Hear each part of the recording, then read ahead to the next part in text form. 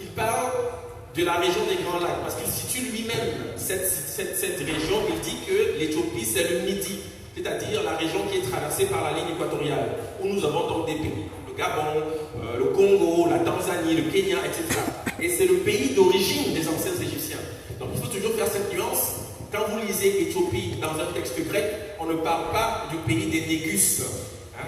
On ne parle pas de cela, bien que ce soit naturellement des Éthiopiens, mais c'est dans les temps récents qu'ils ont pris ce nom, notamment dans les époques récentes, donc pour pouvoir désigner leur pays. Mais les Grecs, lorsqu'ils parlent de l'Éthiopie, ils parlent de la région des Grands Lacs, donc du Midi.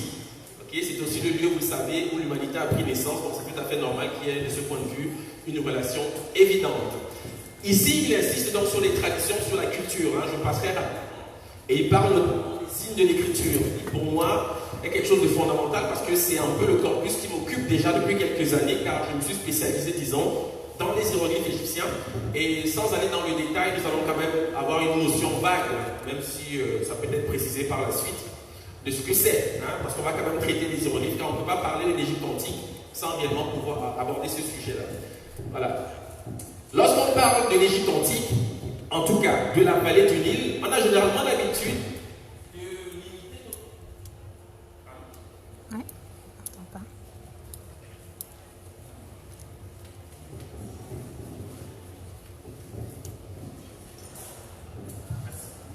Alors, lorsqu'on parle de l'Égypte antique, disais-je, on a l'habitude de limiter notre questionnement à ce bout de terre qui touche à la Méditerranée. Mais vous devez savoir que la vallée du Nil prend naissance au Burundi, d'accord? Et le Nil, c'est le fleuve le plus long au monde. Parce que souvent, les Africains n'ont pas ceci en perspective, que c'est dans leur continent qu'on trouve le fleuve le plus grand au monde. Donc cela va naturellement avec la civilisation, parce que vous devez savoir que la civilisation est attachée au fleuve, puisque nous faisons des civilisations au bord des fleuves, pour le bénéfice naturellement de l'agriculture notamment, puisque c'est l'agriculture qui permet la sédentarisation, c'est-à-dire la naissance des villes. Donc ceci a un lien avec cette civilisation. Le fait que le Nil soit aussi fort et aussi puissant a un lien immédiat avec la magnificence de cette civilisation que nous admirons. Mais le point sur lequel je tiens à insister, c'est que quand on dit, parce que souvent en Afrique, la plupart des peuples qui vivent actuellement au sud du Sahara disent dans leur tradition qu'ils viennent de la vallée du Nil.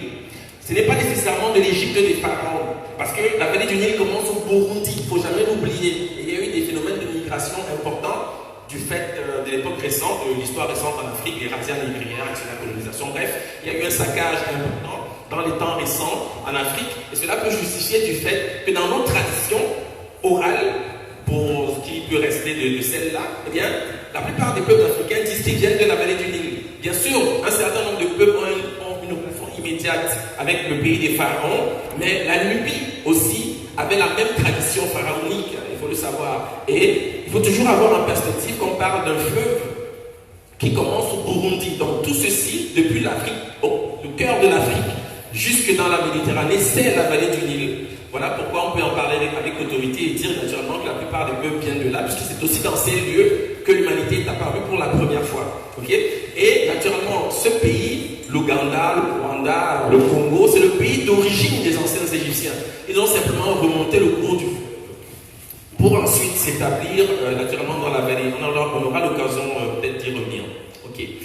Voici une fresque importante que peut-être ici certains connaissent. C'est une fresque, un relief égyptien qu'on trouve dans le tombeau d'un grand pharaon, le pharaon Ramsès III. L'égyptologie appelle ce tableau le tableau des races. J'utilise cette terminologie parce qu'elle est admise dans ce cadre-là, mais naturellement, vous devez savoir que la notion de race est une notion parfaitement relative et que cela n'a pas d'opérationnalité dans la description des phénotypes humains. Mais on parle pour se faire comprendre.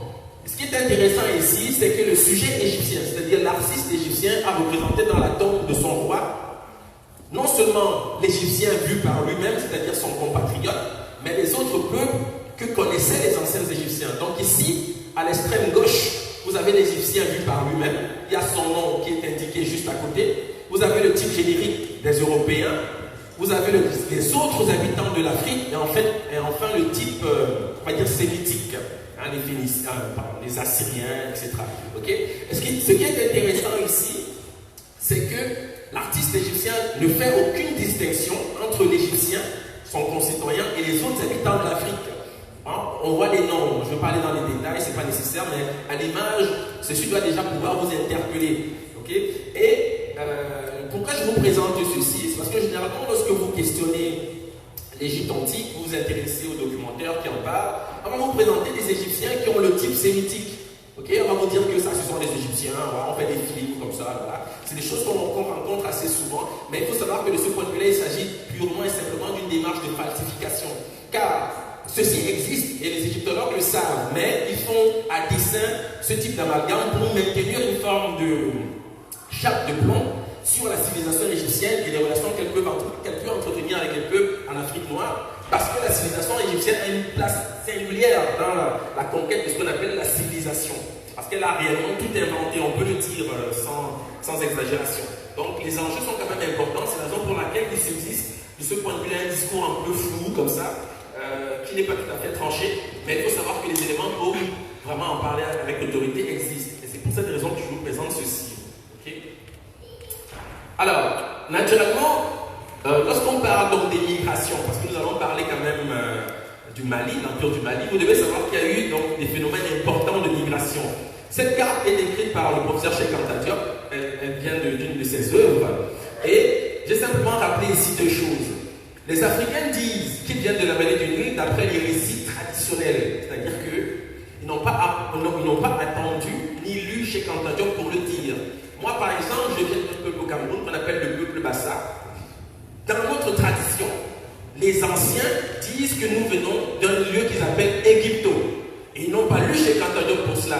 Donc, ils se souviennent quand même qu'on vient de l'Est, de quelque part par là. Okay? Et c'est comme ça dans plusieurs régions. C'est-à-dire, il y a les Bassa, les Bamileke, les Bamoun, les Fang ont le même récit. Et c'est important quand même de l'avoir à l'esprit. Ça, c'est une chose pour les récits. Et ensuite, il y a le phénomène de la langue.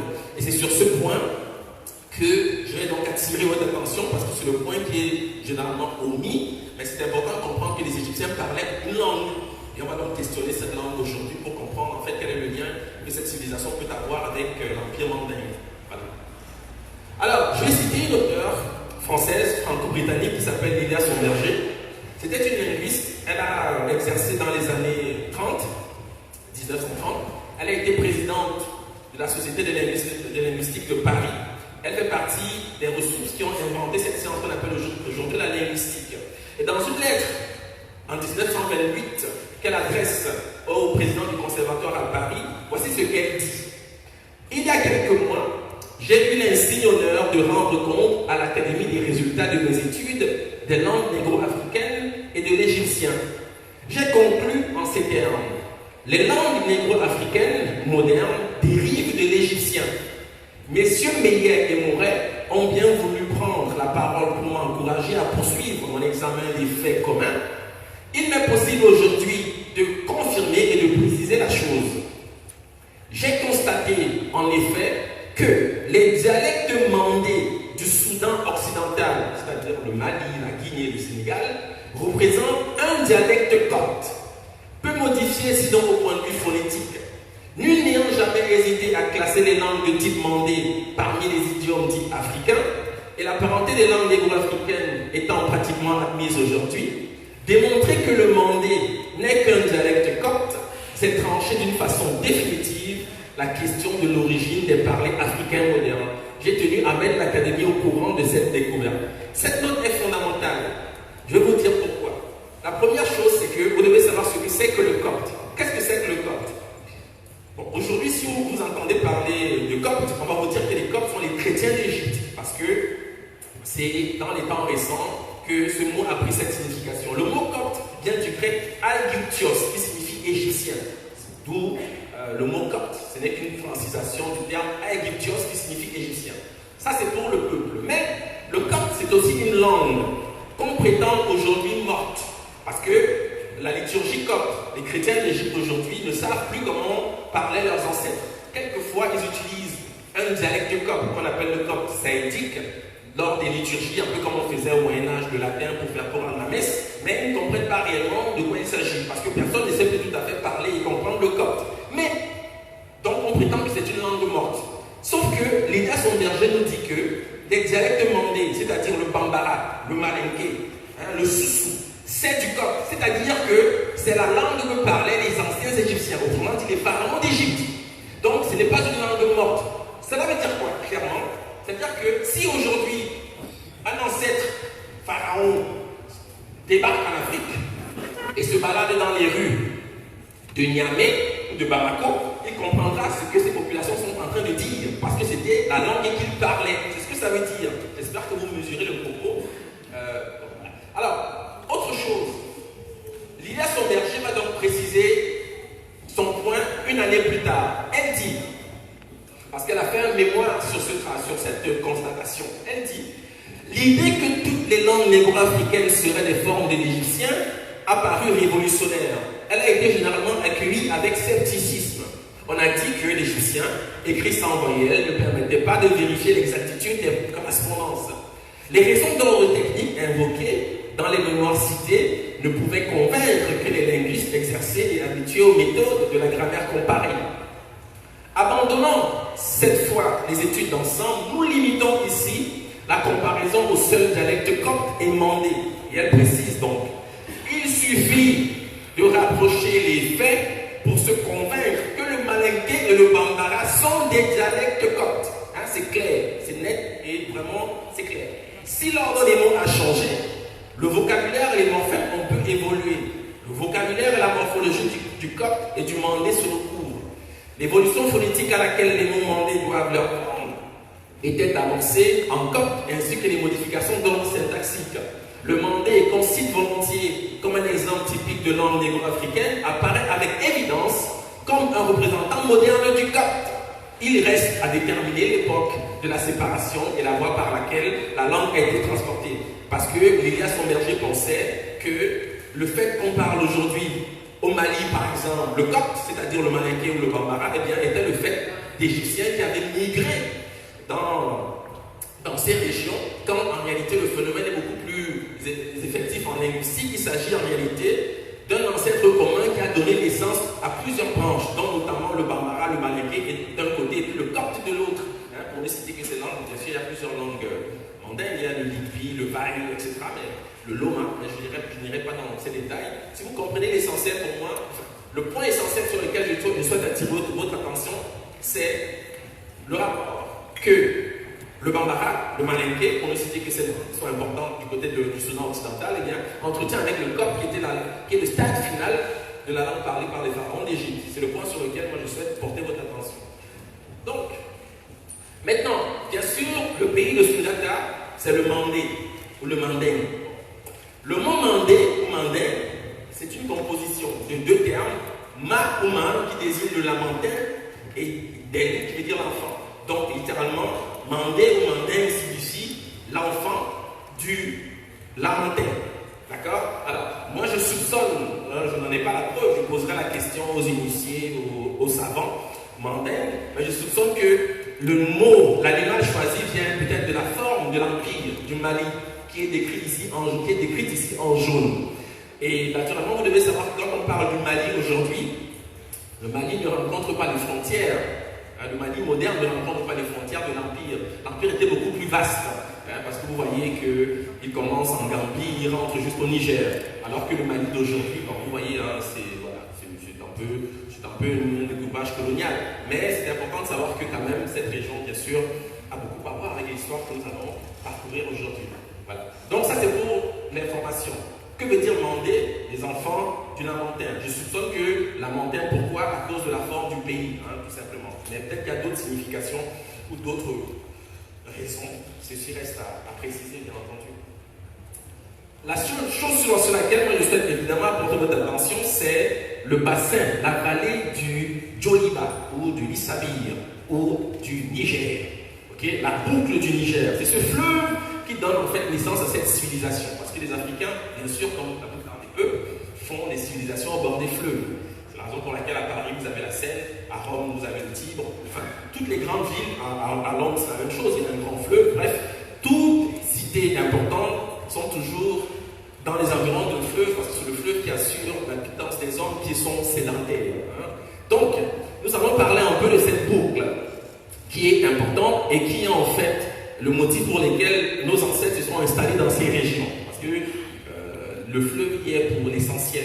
Ensuite viennent d'autres raisons. Mais le fleuve, c'est lui qui apporte bien sûr la fertilité et l'inondation accrue annuelle du fleuve garantit un rythme de vie saisonnier et abondant. C'est ça. C'est un fleuve très important. En Afrique, c'est le troisième fleuve le plus important, le Niger. Après le Nil, le fleuve Congo, c'est le fleuve Niger. Donc c'est un fleuve très important. Et vous devez quand même avoir en perspective les dimensions du continent africain lorsque je parle de ceci. Parce que voir une carte comme ceci, ça ne vous dit rien. Mais vous devez imaginer que c'est quelque chose d'immense. Parce que les territoires parcourus par ce fleuve sont immenses. Okay? On n'a pas souvent la perspective, la grandeur de ce continent lorsqu'on fait la géographie, parce que les dimensions ne sont pas respectées, mais c'est quelque chose d'extrêmement important quand même en termes de dimension. Voilà. Donc, la boue du Niger, c'est le lieu donc, où va s'établir cette civilisation qui, d'après les populations même qui y vivent, notamment les Soninké, ils disent clairement qu'ils viennent d'Égypte. Les Soninké disent qu'ils viennent d'une ville en Égypte qui s'appelle Assouan. Les Grecs vont l'appeler Sienne. Ils le disent. Soninké signifie les gens de Sona. Donc, ce n'est pas une démarche, j'allais dire idéologique, ce n'est pas une vue de l'esprit, c'est dans le dire traditionnel des peuples mêmes, d'accord, que ce rapport est fait. Et naturellement, ils se sont installés dans ces régions, puisque l'Égypte s'est cachée, eh bien, les populations ont migré, bien entendu. Voilà. Donc, je vais amener maintenant votre attention sur des éléments simples. Je ne vais pas insister sur la technique aujourd'hui, car ce n'est pas nécessaire pour comprendre, mais nous devons quand même parler des hiéroglyphes et des écritures sacrées de nos ancêtres pour comprendre ce qu'ils disent. Et je vais vous apporter la preuve de cette migration à travers deux graphies simples qui sont ce qu'on appelle des homographes. Qu'est-ce que c'est que des homographes? Les homographes, ce sont des graphies, c'est-à-dire des groupes idéographiques qui présentent les mêmes signes mais qui ont des sens différents. Le sens différent, pour ceux qui savent un peu de quoi je vais parler, est amené par ce qu'on appelle le déterminatif. À gauche, le déterminatif, c'est le signe qui termine le groupe. C'est ça qu'on appelle un déterminatif. C'est un rouleau de papyrus scellé qui rend compte des notions abstraites. Et cette graphie signifie totaliser, finir, achever, être complet. Ici, vous avez le nom authentique de l'Égypte. Le déterminatif change. Ça devient le déterminatif des lieux agglomérés. Donc on sait que c'est le pays. Mais les signes qui précèdent sont toujours les mêmes. Donc ce sont des homographes. Et vous devez savoir que les homographes dans le système hiéroglyphique rendent toujours compte d'une homophonie. Ça veut dire que le mot va se prononcer de la même façon. Autrement dit, si je sais dire dans les langues africaines finir, achever, être complet, je sais du même coup dire comment s'appelle effectivement ce pays. C'est le même mot que je vais prononcer dans les langues africaines. C'est une technique qu'on développe dans le cadre de la méthode Kuma qui permet vraiment de comprendre la pensée symbolique de nos ancêtres. Donc, cette graphie a des correspondants dans les langues africaines. Je prends l'exemple du Kikongo. En Kikongo, on dit Nkama pour dire tout, complet. C'est aussi le thème de la centaine. En Soninké, on dit Nyama ou Nyame pour dire finir, épuiser, achever. C'est le même mot parce qu'ici on observe ce qu'on appelle en linguistique des mutations phonétiques. Dans le cas du Kikongo, c'est réalisé en G ou en NG. Hein? Le K devient Nya. Kama, Nyama, sachez-le, je sais qu'on n'est pas tous linguistes, je ne veux pas vous imposer de lettres, mais c'est le même mot. Hein? Vous pouvez me croire sur parole.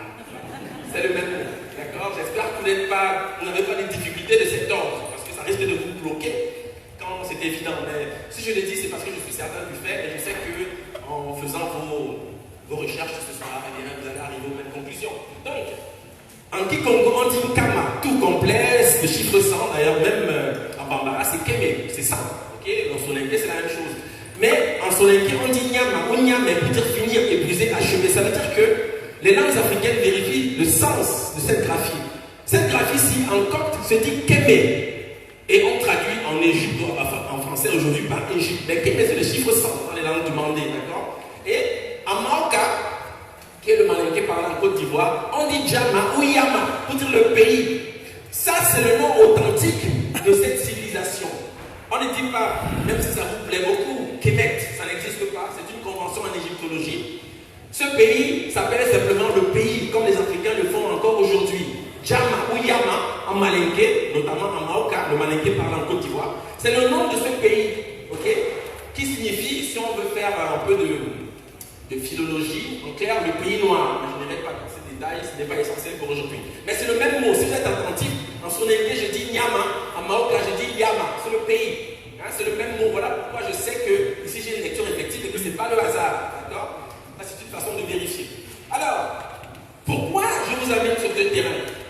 Parce que la chose est encore plus vraiment, je n'insisterai pas, mais comprenez que c'est un boulevard. C'est quelque chose d'extrêmement important. En Soninké, par exemple, qui est une langue mondaine, on dit Nyama ou Nyame pour dire finir, épuiser, achever. C'est le terme que je viens de montrer en hiéroglyphe. On dit Nyeme, qui est une mutation phonétique, pour dire être fini, terminé. On dit Nyamana, c'est lui qui finit, c'est lui qui termine. Mais les Dogons disent Amana, pour dire Dieu. Chez les Akans, on dit Nyame, pour dire Dieu. C'est ce Dieu que certains appellent Amon, c'est son nom. D'accord?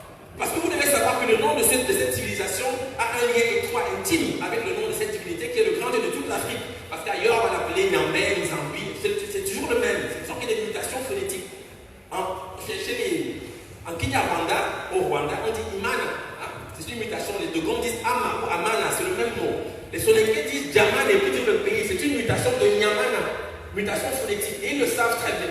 Voilà pourquoi on utilise ces formes pour rendre compte du nom de ce pays. C'est comme ça que ce pays s'appelait. Je sais qu'on est tous attachés souvent à la forme Kemet, parce que l'égyptologie nous l'a enseigné. Le Copte dit effectivement Kémé ou Kamé, mais les mutations phonétiques en Afrique, par exemple en Zossa, on va dire Nyama, on va dire noir, d'accord? Parce que c'est le thème de ce pays. Bon, je n'insisterai pas davantage, c'est simplement pour attirer l'attention sur certains faits qui peuvent avoir une importance. Donc, bien sûr, on peut le savoir aussi lorsqu'on pourrait écrire le nom de ce pays de cette façon, parce qu'ici le pays est divinisé. Ça veut dire que c'est le nom du Dieu. Ici, c'est ce qu'on appelle le sémantème de la divinité, qui dit que c'est un Dieu. Pourquoi c'est un Dieu? Parce que l'Égypte a été conçue comme le corps d'Osiris lui-même, c'est-à-dire le corps de Dieu. Okay? Voilà pourquoi on sait que le nom de Dieu, c'est le nom du pays. Quand je dis Djama ou Yama, hein, c'est les thèmes qui se rapportent au nom de Dieu dans la langue africaine. Parce que chez les Akans, pour ne citer que les Akans en Côte d'Ivoire et au Ghana, on dit Nyame, c'est le nom de Dieu. Okay. Donc j'espère que c'est clair, j'avance. Le point sur lequel moi je voulais vous dire, vous amener, c'est que vous devez savoir qu'il y a une migration. Pourquoi? Parce qu'aujourd'hui, Niamey, c'est la capitale du Niger. C'est le nom de l'Égypte même. Et je le vérifie d'après les graphies égyptiennes elles-mêmes. D'accord?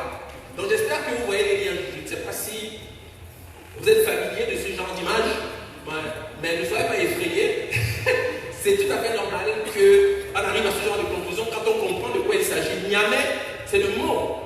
Soninké pour dire finir, être épuisé. Et c'est le thème, c'est un homographe pour le nom du pays. Voilà pourquoi ça devient la capitale du Niger. Parce que les ancêtres migrants ont utilisé le même nom pour nommer ce pays, ce territoire qui va devenir la capitale de l'actuel Niger. D'accord? Donc ce n'est pas un hasard. Ça montre bien qu'il y a une correspondance intime et efficace pour comprendre l'origine de ces populations. J'espère que ce que je dis a du sens pour vous et que c'est clair. Donc, qui est Soundiata? Car c'est quand même le sujet du jour. N'est-ce pas?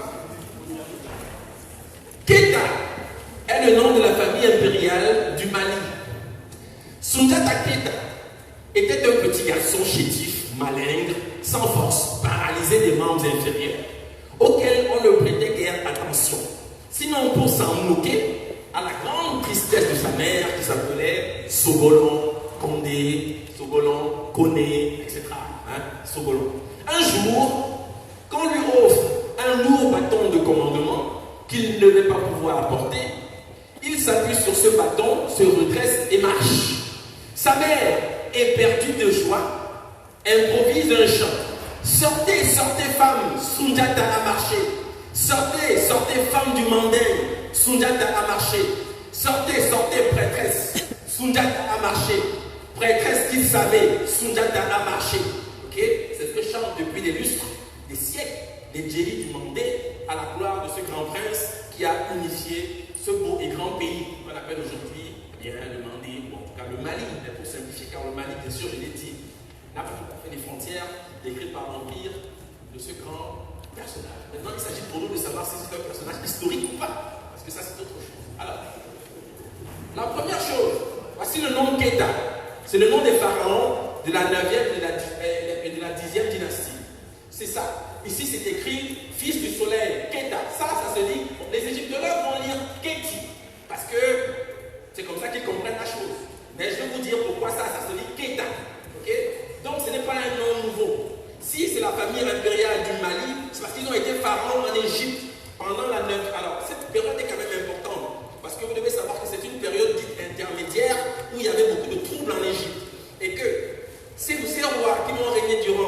9e et la 10e dynastie étaient en opposition avec les princes de Thèbes. Et la 11e dynastie va voir arriver au pouvoir les princes de Thèbes qui vont réunifier le pays. D'accord? Dans les Kétas, ils sont égyptiens, bien entendu, mais il faut comprendre qu'il y avait à cette époque, disons, des troupes dans le pays, je vais dire ça comme ça simplement. Et ils ont régné, ce sont des dynasties très importantes. Le nom qui revient, c'est souvent Kéta, on va dire Kéti, mais vous avez des Néferkaré, les Mekerkaré, bon ça c'est ce que les égyptologues disent, hein.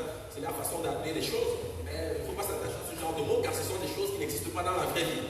Alors, je présente la chose comme ça parce que je souhaite que vous puissiez, dans vos recherches, trouver ce fameux Kéti. Mais ça ne se dit pas Kéti, je le dis, croyez-moi, ça se dit Kéta. Lui, le premier qui va prendre ce nom, c'est le fondateur de la 9e dynastie vers 2000, vers moins 2160. Donc c'est un vieux nom, c'est vieux, c'est extrêmement ancien. À une époque où, je veux dire, nous sommes les seuls à faire la civilisation sur Terre, quand même le dire. C'est pas pour me moquer ni quoi, ce n'est même pas un titre de gloire, c'est parce que l'homme est né en Afrique et c'est normal. D'accord? Mais il faut savoir qu'à cette époque, la Grèce n'existe pas, elle n'est même pas en projet. Je veux dire, elle n'existe pas. Il faut bien le savoir. Et on est déjà dans des descriptions très importantes. Très importantes. Et c'est le nom que va prendre donc ce prince du Mandé plus tard, parce que c'est sa famille qui va immigrer vers le Mandé, vous allez comprendre. Sauf que, naturellement, dans la description égyptologique, c'est une dynastie qui a une ville, qui est née dans une ville. Cette ville, les Grecs vont l'appeler Héracléopolis, du nom d'Héraclès. Héraclès, c'est Hercule. Hein? Ouais. Vous allez voir le lien avec Sundiata, parce que quand on parle d'Héraclès, souvent vous voyez Hercule, vous imaginez un grec. Vous allez comprendre qu'en fait, c'est une image de Sundiata qui va être réactualisée par les génies des siècles plus tard. Donc pour l'instant, limitons-nous à ce que vous allez lire dans les ouvrages égyptologiques. Dynastie héracléopolitaine. Donc la ville, je vais en parler abondamment car c'est la ville d'origine des Kéta, en Égypte même. Elle se situe en Haute-Égypte. Bon, alors, pour préciser le point, sans insister, car ça ce sont des hiéroglyphes, vous devez savoir que cette graphie qui donne le nom Ket, qui va donc, parce qu'on rajoute, alors je vais quand même vous dire deux choses, hein, du point de vue de la culture, parce que vous devez quand même comprendre comment ça marche. Ces deux signes, ce sont des roseaux fleuris qui interviennent dans ce cas pour des questions d'ordre phonétique. Le nom même est tenu par ce signe qui représente quoi? Qui représente le ventre d'une vache avec les pieds et la queue. C'est ce que l'ancêtre a dessiné ici. Bon. Donc, il a comme valeur phonétique, on va dire ça comme ça, le mot Ket. Pourquoi? Parce qu'on le retrouve en copte. Ce groupe-ci, en copte, bon, dans le système hiéroglyphique, signifie ventre. Okay? En copte, ça se dit Ket. Ce que vous voyez ici, ça se dit Ket, ventre, estomac, sein. Mais il y a eu un transfert de sens. Parce que dans les langues africaines, c'est le mot pour dire le sexe de la femme. La femme, le féminin. Pourquoi? Parce que c'est la femme qui porte l'enfant dans son ventre. En fait, on a distingué le fait de cette manière-là, d'autant plus qu'il s'agit du ventre de la vache, qui est l'image d'Isis dans le ciel. Donc, ceci suppose d'avoir quelques notions quand même, pour ce qui concerne la description des catégories en Égypte. Je ne vais pas insister sur ces éléments, ce n'est pas essentiel pour comprendre. Si vous comprenez que le mot Ket, encore, pour dire ventre, estomac ou sein, c'est le nom de la femme dans les langues dites bantou, vous avez compris mon point. En pays au Congo, on dit mouketou. Le mou, c'est ce qu'on appelle un préfixe de classe. Sexe femme, femelle, fille. Au Congo, keto, ketou, ketou, etc. Ce sont des formes régulières. Ceux qui parlent ces langues le savent, je ne vais pas insister. Mais voilà pourquoi le copte utilise cette forme qui paraît en copte ici. Ça montre que le copte est une langue africaine. J'espère que, bon, je ne vais plus à chaque fois les répéter parce que j'espère que c'est acquis. Et qu'en fait, on est dans le même domaine genre lexical, on va dire comme ça. Et c'est cette structure si quête qui est retenue. Et quand il rajoute ici, comme vous voyez, c'est pour dire le ta, hein, keta. Parce que ça, c'est c'est retranscrit Y dans le système égyptologique, mais le Y c'est une consonne, oui, une voyelle, pardon, mais qui peut aussi rendre compte du ta, du A, parce que ça c'est une convention en égyptologie. Donc cette graphie se dit keta. Okay? En vertu de ce que je tente de déclarer, je pourrais y revenir, bien sûr. Pourquoi je n'insiste pas? Parce que c'est un peu technique, je ne veux pas passer trop de temps là-dessus, parce que c'est pas ce qu'il y a de passionnant. Okay. Donc, voici la graphie qui est dans ce qu'on appelle un cartouche. Le nom de pharaon, c'est quelque chose que vous pouvez vérifier plus tard, bien sûr, mais c'est le nom des Kéta. Bon, j'avance. Alors, la ville que les Grecs ont donc appelée Héracléopolis, c'est-à-dire la ville d'Héraclès, c'est-à-dire Hercule, voici son nom en égyptien pharaonique. Ok? Donc c'est translittéré, c'est-à-dire, qu'est-ce que c'est que la translittération? La translittération, c'est lorsqu'on attribue des valeurs alphabétiques à des signes gravés. Donc c'est translittérer Nenen Sout. C'est comme ça que les digitologues vont le lire. Donc ils vont vocaliser de manière conventionnelle Kenen Sou. C'est comme ça qu'ils vont le lire. Traduction, la ville de l'enfant royal. C'est ce que ça veut dire, la ville de l'enfant royal. Le Sout, là, ça veut dire le roi. Mais on peut aussi dire la ville de l'enfant roi. Et vous allez voir qu'il y a un rapport étroit, bien sûr. Sundiata, c'est l'enfant lion. Donc il y a un rapport avec même la personne de Sundiata parce que c'est un héros enfant. Ok? Enfin, je vais le décrire bien clairement, mais tout vient de là. Vous devez comprendre qu'il y a un rapport ici qui va ensuite déboucher sur des personnages beaucoup plus importants. Donc le nom grec, enregistré par les Grecs, parce que les Grecs ont trouvé dans cette ville une divinité qui a un rapport avec leur Héraclès, mais en fait c'est le même. Parce que quand vous lisez dans les ouvrages de mythologie, on vous dit que les Grecs sont arrivés dans cette ville, ils ont vu qu'il y avait là une divinité qui ressemblait à leur Héraclès. Non, c'est pas ça. C'est que c'est le même, et puis ils ont compris que c'est le même, et que c'est l'origine là, et puis eux c'est la copie. Parce qu'il n'y a pas de comprendre la chose. Il faut bien le savoir. Sauf qu'on peine parfois à se dire, parce que Hercule quand même occupe une place importante dans l'imaginaire gréco-latin. Je veux dire, il n'y a pas une année où vous ne voyez pas des séries, des films. Quand on vous explique que c'est Sundiata Keita, vous posez quand même des questions. Donc c'est normal que ça puisse déranger, mais il faut savoir dire la vérité quand on la rencontre. Parce que voilà, ça permet de rencontrer, de se rencontrer, de dire des choses intéressantes les uns vers les autres. Bref, donc, le sens c'est la ville de l'enfant royal, de l'enfant roi. Voilà. Alors, nous avons une chance inouïe, c'est que le Copte a enregistré le nom de cette ville, le nom authentique. Les Assyriens, les Hébreux, l'Arabe aussi. Donc, en Copte, cette ville, qui est translittérée Nenensou et vocalisée Kenensou en fait, se lit Kenes. C'est comme ça, c'est le nom enregistré par les Coptes, Kenes. Les Assyriens, dans leurs archives, appellent cette ville Kinimsi. Kinimsi. Les Hébreux, dans la Bible appelle cette ville Anas. Bon, c'est ce qu'on appelle des mutations phonétiques. Je sais que, je le répète, nous ne sommes pas tous linguistes. Vous pouvez voir des différences, parce que ça sonne différemment. Mais sachez que ce sont des phénomènes qui s'expliquent aisément par le fait, ce qu'on appelle des mutations phonétiques qui sont régulières. Dans ce cadre-ci, c'est le même mot qui mute en fait. Et les Arabes disent donc Anas el Medina. C'est comme ça qu'ils appellent aujourd'hui cette ville. Donc je reprends. Vous avez donc le hiéroglyphe avec les translittérations proposées par les égyptologues. Vous avez la vraie vie proposée par le Copte, Kenes, c'est comme ça que ça se lit. Les Assyriens, Kinimsi, les Hébreux, Anas, les Arabes, Anas el Medina, ou Anas tout court, c'est le nom de cette ville aujourd'hui. Bon.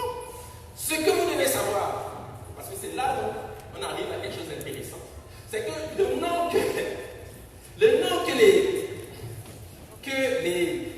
les Coptes appellent Kenes, c'est Kanissi. C'est un nom mandin. Et c'est pas n'importe quel nom mandin. Kanissi, c'est l'une des grandes familles entrant dans le Djouma de Keita. Ok? Qu'est-ce que c'est que le Djouma de Keita? Est-ce qu'il y a des mandingues ici? Oui, c'est ça. Expliquez-nous ce que c'est que le Djouma, ce sera mieux parce que là. Qu'est-ce que c'est que le Djouma? Quand on dit le Djouma, c'est quoi? Vous savez quoi? C'est quel genre de mandingue ça?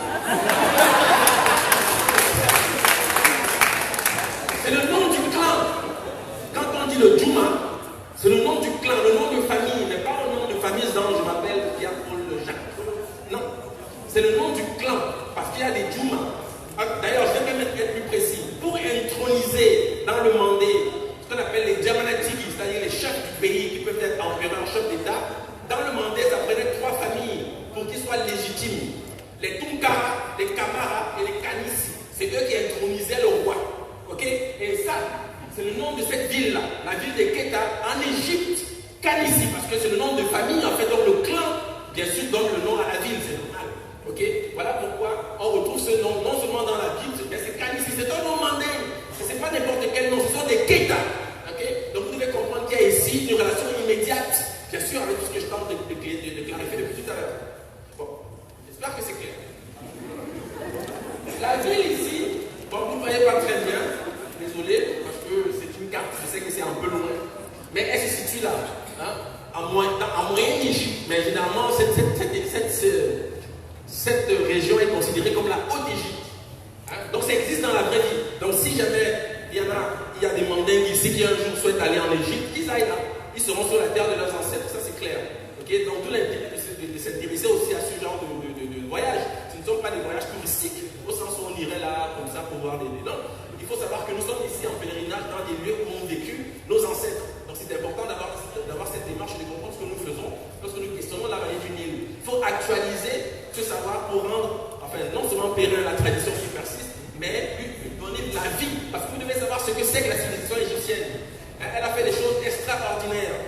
Sauf qu'aujourd'hui, quand on se balade dans les rues en Afrique, bien sûr la colonisation, ce genre de choses a un peu dérangé les esprits. Donc on n'a pas l'impression que nous sommes ici en train de décrire une civilisation fort importante qui est à l'origine d'un ensemble considérable de choses. Mais la langue ne crée pas. C'est-à-dire que dans la langue, quand vous parlez bambara, la philosophie des bambara ne rend pas compte de l'état de ce peuple aujourd'hui.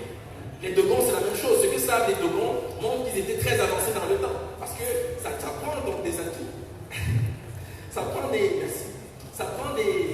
connaissances remarquables pour pouvoir décrire ce que les Dogons savent. Donc ils ont été grands, c'est sûr. Sauf qu'aujourd'hui, quand on voit les Dogons, on peut se dire, ouais, bon, comment croire qu'ils étaient donc ceux-là qui ont fait l'astronomie, les pyramides. Non, il faut parler des langues. La langue permet vraiment d'actualiser cela. C'est pour ça qu'il faut faire ces liens. Il faut donc avoir un intérêt premier vers ces régions qui sont pour nous quand même fondamentales. Donc, c'est Kanissi, c'est le nom de cette ville. Hein, le Coptic Kenes, c'est une mutation phonétique.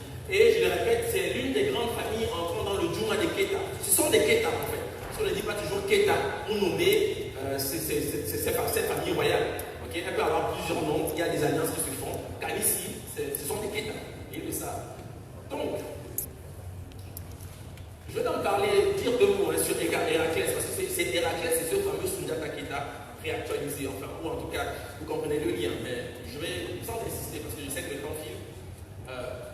La première chose, c'est que lorsqu'on représente Héraclès, on le représente avec, il porte ce qu'on appelle une hybride, une peau de lion, parce qu'il incarne le lion. Pourquoi? À cause du nom même Jata, que porte donc ce grand roi, qui, pour avoir fondé donc l'Empire anglais.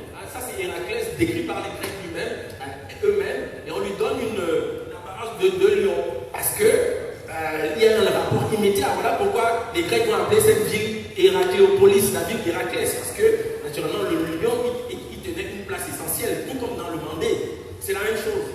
Et les noms du lion donc dans le Mandé, Yara, Jara, Jata, Jara, etc. Donc quand on dit Jata, bien sûr Jata le lion, c'est Sundiata lui-même. Okay? Ça c'est un lien. C'est une première chose. J'espère que c'est clair. J'avance. Naturellement, il est aussi associé à l'enfant. On parle toujours de l'enfant lion. Bien qu'étant empereur, Sundiata, l'essentiel de sa vie est décrit lorsqu'il est enfant. Parce que ceci vient du nom même de cette ville. Ça, c'est le thème de l'enfance en égyptien pharaonique. Donc, bien sûr, ils ont utilisé comme ça des liens pour décrire la philosophie qui était dans cette ville.